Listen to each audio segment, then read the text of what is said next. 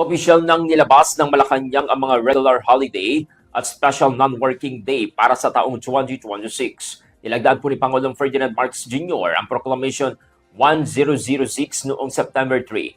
Kasama sa regular holiday ang New Year's Day sa January 1, Holiday Week sa April 2 at 3, Araw ng Kagitingan sa April 9, Labor Day sa May 1, Independence Day sa June 12, National Heroes Day sa August 31, Bonifacio Day sa November 30, Christmas Day sa December 25 at Rizal Day sa December 30.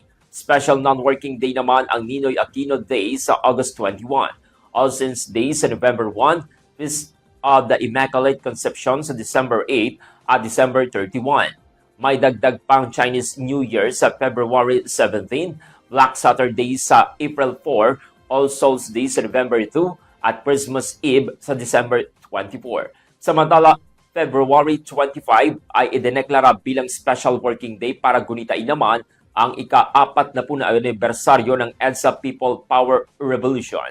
Ang DOLE po ay maglalabas ng implementing guidelines habang ang petsa ng Idil Fitir at Idil Adha na ay iaanunsyo pa ng NCMF.